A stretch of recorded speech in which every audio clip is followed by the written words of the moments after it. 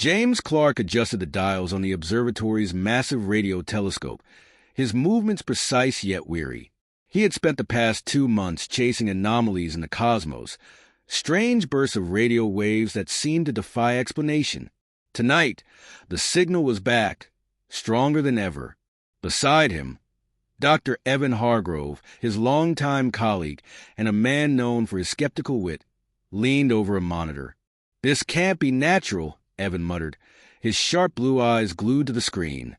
"The intervals are too deliberate. It's structured." James nodded, a sense of unease settling in his chest. "I've run every model. This isn't a pulsar or a supernova remnant.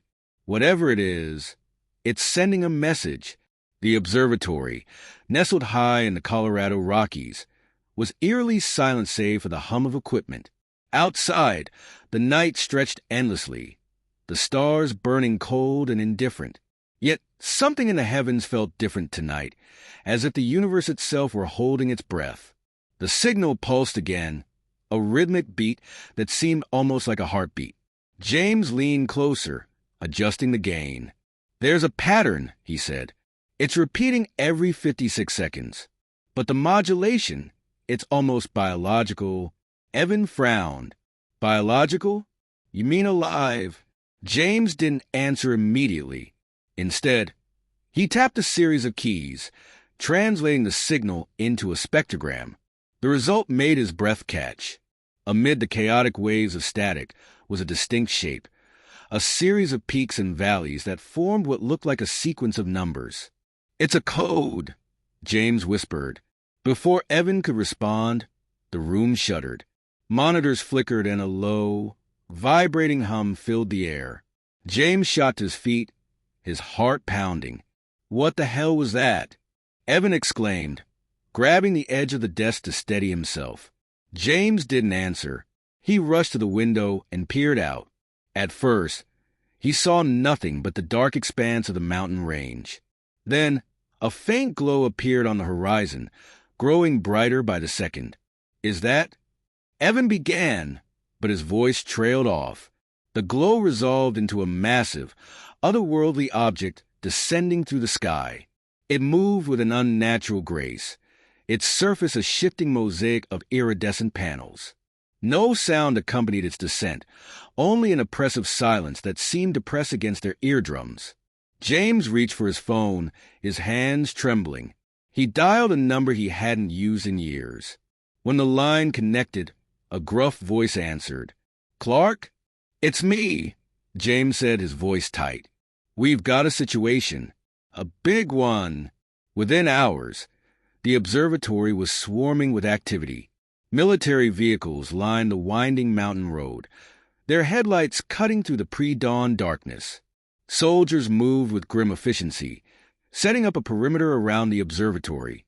General Marcus Tolland, a towering figure with a no-nonsense demeanor, strode into the control room. "Clark, Hargrove," he barked. "What are we dealing with?" James gestured to the monitors, where the signal continued to pulse. "It's extraterrestrial," he said bluntly. "And it's here." Tolland's expression didn't change, but the tightening of his jaw betrayed his tension. "You're sure?" James nodded. "That ship out there," he said, pointing to a live feed showing the alien craft now resting in a nearby valley. "It's the source. The signal started here, but it's broadcasting across multiple wavelengths now. This isn't just a random encounter. They wanted us to find them." Evan cut in. "Or they wanted to find us," he said darkly. Tolland folded his arms. "What do they want?" "We don't know," James admitted, "but the signal isn't hostile. If anything, it's a warning." "A warning about what?" Before James could answer, an alarm blared. A young soldier rushed into the room, his face pale. "General, the craft just emitted an energy pulse. It's knocked out all electronics within a 10-mile radius." The room descended into chaos. James and Evan exchanged a glance, unspoken fear passing between them. "We need to make contact," James said firmly. Tolland turned to him, his eyes narrowing. "You're suggesting we walk into that thing blind?" I'm suggesting we don't have a choice, James replied. Whatever this is, it's bigger than us. If we don't figure out what they want, we could be looking at a global catastrophe. Talon considered this for a moment, then nodded. Fine, but you're going in with a team. No heroics. An hour later, James, Evan, and a group of heavily armed soldiers approached the alien craft. The ship loomed over them like a monolithic shadow, its surface shimmering as if alive. As they drew closer, a section of the craft began to shift, panels folding inward to reveal an entrance. James hesitated, then stepped forward. Here we go, Evan muttered, following close behind. Inside, the ship was unlike anything James had imagined. The walls seemed to pulse with an organic light, and the air was thick with an unfamiliar scent, metallic yet oddly sweet. Symbols flickered across the surfaces, incomprehensible yet strangely familiar. Stay alert, Talon ordered, his voice low. The team moved cautiously, their footsteps echoing in the cavernous space. Then, without warning, the light intensified and a deep, resonant hum filled the air. A figure emerged from the shadows. It was humanoid but unmistakably alien, its skin a translucent hue that revealed faintly glowing veins beneath. Its eyes, large and black, seemed to pierce through James as it stepped forward. The team froze, weapons raised. James held up a hand. Wait, he said, his voice steady. The alien raised one elongated hand and pointed to James, then to the soldiers, and finally to the walls of the ship. It spoke. Its voice a series of clicks and hums that somehow resonated in James's mind. It's trying to communicate, James said, his pulse racing. Evan stepped closer, his expression a mix of awe and terror. What is it saying? James swallowed hard. I think it's asking for help. The interior of the alien craft hummed with an energy that seemed to resonate in the marrow of James Clark's bones. As he stood before the translucent alien figure, his mind raced with questions. The creature's request for help was not vocalized, but instead delivered directly to his consciousness, its meaning both clear and cryptic. You need to explain, James said, his voice trembling despite his effort to stay calm. Help with what? The alien extended a hand, palm open, revealing a glowing orb of light that floated inches above its skin. Symbols began to swirl within the orb, forming patterns James recognized from the spectrogram. Dr. Evan Hargrove stepped forward, his scientific curiosity momentarily eclipsing his fear. It's a projection of data, he murmured. It's showing us something. The orb expanded, its light engulfing the team. In an instant, they were surrounded by a vivid holographic display. Images of planets, star systems, and advanced civilizations flickered before their eyes, interspersed with scenes of desolation. Worlds reduced to ash, structures crumbling under storms of fire. It's warning us, James realized. Whatever did this, it's coming here. The alien nodded, its black eyes reflecting the apocalyptic visions. It spoke again in its strange, resonant hum, and once more, James felt the words form in his mind. Your planet is not prepared. You must act. General Talon, standing rigid behind the scientists, stepped forward. And how exactly are we supposed to act? We don't even know what we're dealing with. The alien tilted its head, as though considering the general's words. Then, it gestured to the far side of the chamber, where a console embedded in the wall began to glow. James approached cautiously, his breath catching as the console displayed schematics of alien technology, each design more advanced than anything humanity had ever conceived. This is a weapon, James said, his voice barely a whisper. Evan frowned. A weapon? Or a defense system? The alien's gaze bore into James, as if the question was irrelevant. Talon's jaw tightened. If we're being given the tools to fight back, I'm not going to stand here debating semantics. He turned to one of his men. Get this data back to base. We'll start implementing it immediately. But before anyone could move, the ship trembled. Lights along the walls dimmed, replaced by a harsh red glow. A guttural, mechanical screech filled the air, and the alien's demeanor changed instantly. Its calm presence gave way to urgency as it pointed to the team, then toward the exit. "What's happening?" Evan shouted over the rising noise. James didn't need the alien's telepathic explanation to understand. They were under attack. As they scrambled out of the chamber, the ground beneath their feet shook violently. The team emerged from the ship into chaos. The valley was alive with movement as dark, shadowy figures descended from the night sky, their forms twisting and shifting as though made of liquid shadow. "What in God's name are those?" Talon bellowed, raising his weapon. James felt a cold dread settle over him. "The enemy," he said grimly. The soldiers opened fire, their bullets passing through the shadowy entities with little effect. The creatures retaliated, tendrils of darkness lashing out and consuming anything they touched. Equipment disintegrated on contact, and the air filled with the acrid scent of burning metal. "We can't fight them like this," Evans shouted, pulling James behind a cluster of rocks for cover. The alien emerged from the ship, its form glowing brighter as it raised both hands toward the attackers. A pulse of light erupted from its body, momentarily driving the creatures back. "It's protecting us," James realized. But the reprieve was short-lived. More shadows poured in from above, their numbers overwhelming. The alien turned to James, its gaze intense. Once more, James felt its words in his mind. The weapon. "Complete it." Talon, overhearing, barked an order. "Get that data to base now. We need every resource available if we're going to survive this." The team retreated, dragging portable drives filled with the alien schematics as they fled toward their vehicles. James cast a final glance at the alien, still standing defiantly against the advancing tide of shadows. "It's staying behind," James said, a lump forming in his throat. Evan grabbed his arm. "We can't help it now. We have to go." Reluctantly, James followed, the alien's sacrifice etched into his mind as they sped down the mountain road.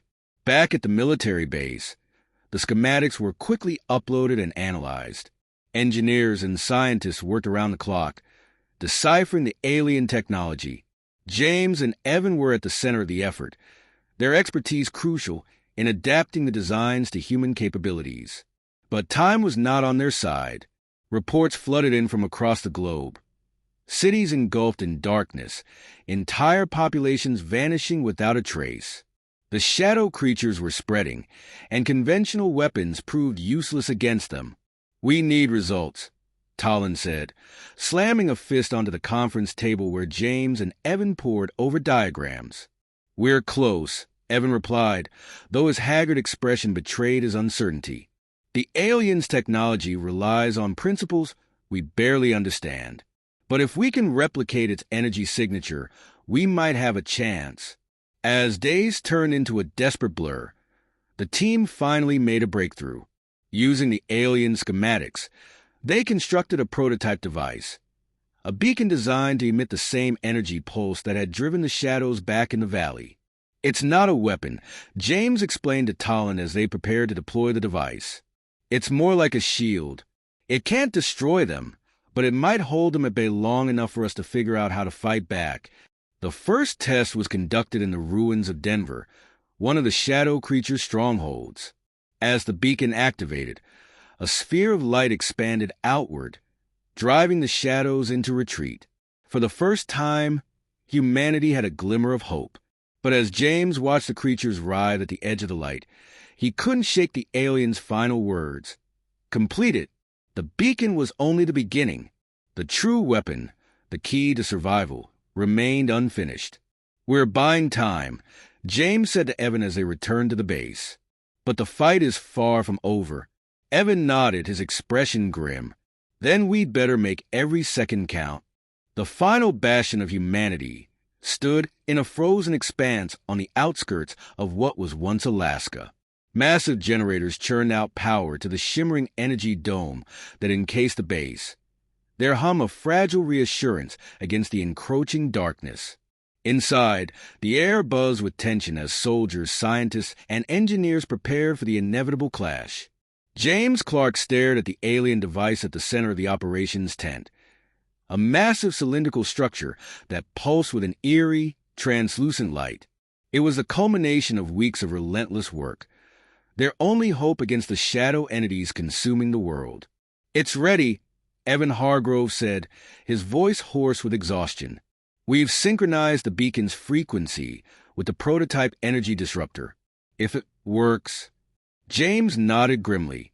"If it works, we might have a chance." General Talon entered, his presence commanding as always. "The shadows are advancing. Recon drones show the main mass about 20 clicks out. We have hours at most." He fixed his gaze on James. "This is it, Clark. Either your miracle device stops them, or we're finished." James felt the weight of the general's words, but said nothing. He didn't need reminding of what was at stake. Outside, the horizon was a swirling nightmare. The shadow entities moved as one, a living wave of darkness devouring everything in its path. They were no longer the isolated tendrils they had faced in the mountains. Now they had formed, hulking figures of liquid shadow with glowing, malevolent eyes that burned with an unnatural light. The defense lines buzzed with activity. Soldiers manned fortified positions, their faces pale but resolute. Automated turrets tracked the oncoming mass, though everyone knew bullets and firepower would do little to stop what was coming. James and Evan stood at the edge of the control platform, watching the growing tide. "The disruptor," Evan said, gesturing toward the device, "will create a destabilizing wave. If the frequency is right, it should unravel the shadow's cohesion, breaking their connection to whatever force binds them together. And if the frequency is wrong," Talon asked sharply. Evan hesitated. "Then we're amplifying their power instead of stopping it." Talon cursed under his breath, but said no more. As the shadow army reached the outer perimeter, the battle began. Turrets opened fire, filling the air with a cacophony of gunfire and explosions. Tanks launched shells that created brief flashes of light, only for the darkness to swallow them whole. The shadows retaliated, tendrils ripping through defenses with terrifying precision. "Activate the first beacon," Talon barked. A nearby officer complied, and a pillar of light shot upward, forming a dome around the forward line. The shadows recoiled, their forms flickering as they came into contact with the barrier. But the respite was temporary. The creatures adapted, testing the limits of the shield as their forms grew more defined. "They're learning," James said, his stomach tightening. Talon turned to the command team. "Deploy the disruptor. Now." The air around the central device shimmered as its systems powered up.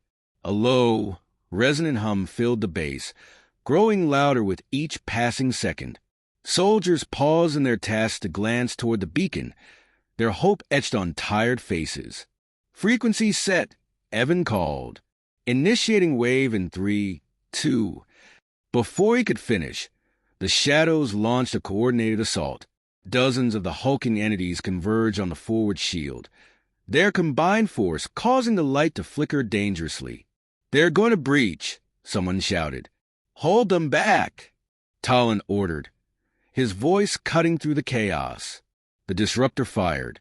A pulse of energy rippled outward, invisible but felt by everyone as a sudden pressure in their chests. The effect on the shadows was immediate. The creatures writhed and twisted, their forms breaking apart like smoke in a hurricane. "It's working," James exclaimed, relief washing over him. But the victory was short-lived. From the heart of the shadow army, a massive figure emerged, a towering colossus of darkness that dwarfed the others. Its eyes burned brighter, and its presence seemed to drain the very air of hope. "What is that?" Evan whispered, his voice trembling. James stared in disbelief. "It's their source, the core of their hive mind." The colossus strode forward, its steps shaking the ground. The disruptor's wave rippled against it, but instead of faltering, the creature absorbed the energy, its form growing larger and more defined.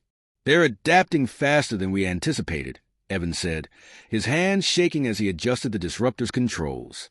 Boost the output, James urged. We have to overwhelm it. Evan hesitated. The system isn't designed for that. If we push it too hard, we don't have a choice. With a nod, Evan increased the disruptor's power. The hum became a deafening roar as the device unleashed another wave. The smaller shadows disintegrated en masse, but the Colossus remained, its form flickering but intact.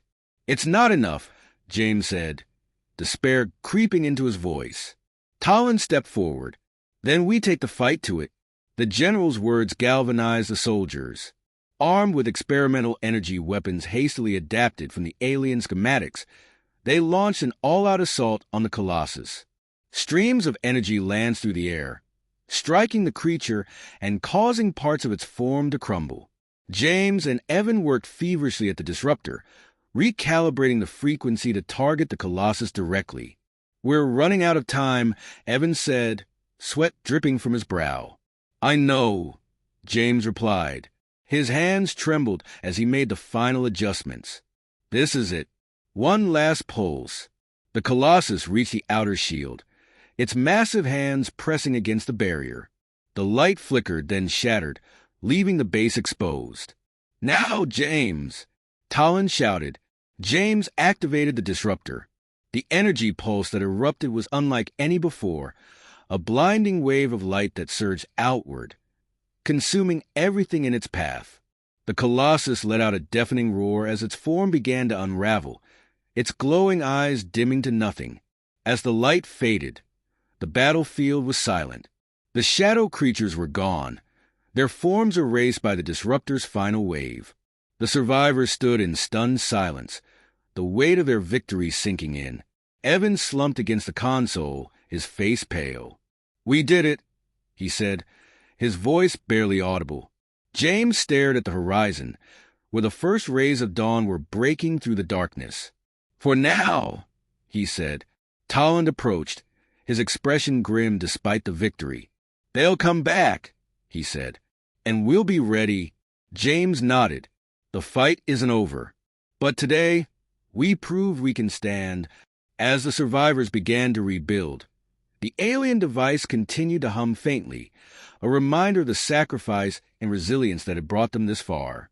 The war for Earth was far from over, but humanity had taken its first step toward reclaiming their world.